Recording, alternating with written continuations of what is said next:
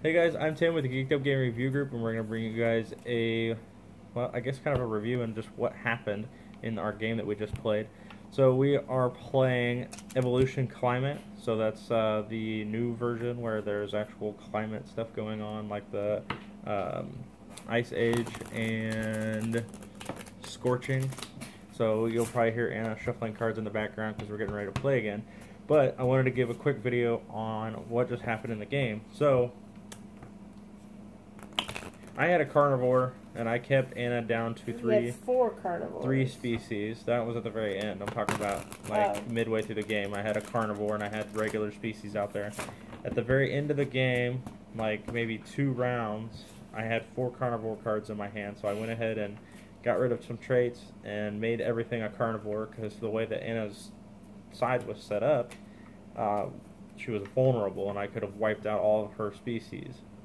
Maybe not the last one because it was up to like a 6 population, which is the max. So if you're looking at this right here, on this scale, 6 is at the very top, so that would be right here.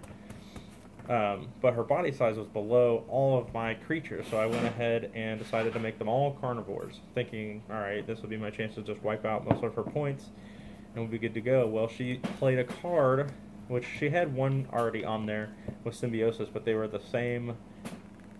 And that was my first turn. They were the same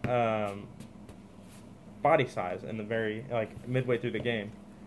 So she had both of those characters, and it says that it's got to be the character to the right. So when you have this playing down in front of you, her character to her right was not bigger, so it didn't do any good for defense at that point as far as attacking this creature that had the trait, if this is making any sense. So I thought, well, I'll just hit the guy with the Symbiosis and that'll eliminate him, and then I can start attacking her higher population and start depleting that down to kind of take some points away. But it turns out that she started another species that also had Symbiosis, and it was like a ladder effect. So she had the one all the way down here protected with with the largest body, so that had that, and then this Symbiosis card was played on top of this guy, so that this person would protect this guy, and then she had another one protecting this guy, so it was a ladder effect that the body sizes you could see on her side of the board, the body sizes got larger, giving them all protection pretty much. So I only got to take out one species and was enough to feed everyone, but I also had to end up at the end of the game sacrificing one of my own characters slowly because they were all carnivores, so I could only eat my own carnivores, with also paying any penalties if I had anything on there to pay the penalties to eat my own carnivores. So overall, the game was a lot of fun. We didn't play with the cards that actually change anything as far as like an event cards. The climate through cards? the climate cards for the cold and the hot decks that play here on the board. But it was really neat to see that I only had one carnivore, so I thought maybe she would only be worried about that one carnivore coming at her, and then I ended up having 4 carnivores, and then it ended up backfiring, and she had protection on all of her characters in one way or another. And the reason I couldn't take out the very last character is because he also had a boost to his body size, so it was at 3, and then plus whatever it was when I started to attack, she would play that defense, and that would also trigger that to go up just immediately. But the game is a lot of fun. If you haven't played Evolution, yeah, you only get 3 traits per character. That's the only thing I don't like about the 2-player, is that I like to play more traits because that gives me more variety on my characters. So I could have made them all carnivores with the traits they already had. I'll see it tried to play with us. But with it being just the 3, it's really nice and everything. Show them this. But Anna wanted me to show you guys these. One of our box tokens is not a box, it's flat. Cube. As you can see, it's a slate of a cube. And then this cube actually has a pinhole on that side and a pinhole on this side, and it goes all the way through. So if you could see that it goes all the way through, if I angle this just right, you can see that goes all the way through. So I have no idea what happened there on that piece, but that's the only thing that we saw that was really not even worth pointing out, really. It's just interesting. I've never seen it before. Yeah, but all the pieces, Anna was saying this before we popped the video on, is that all the pieces are high quality. They really did an upgrade with the baggies. And this, that was the beast that I created. Those are the carnivore cards. But it was weird because the carnivore, I had 4, but 2 of them had a certain piece of artwork from like the older version, and then 2 had the newer artwork from the newer version. And then I also noticed that even if you have the same card as someone else, they have different values on the leaf, but they don't count. You don't worry about these when you do your points or anything. So at the end of the game is over when this deck is depleted in the center. And once that's depleted, then that's kind of the reason why I started doing what I was doing, because I noticed it was about the end of the game. And then there was a couple times where I could see the fluctuation in the food over here in the watering hole, where Simba and Pumbaa and Timon and all of them drank out of. That's what I always think of when I hear the watering. Well, that's the only thing I can think of when I hear watering hole.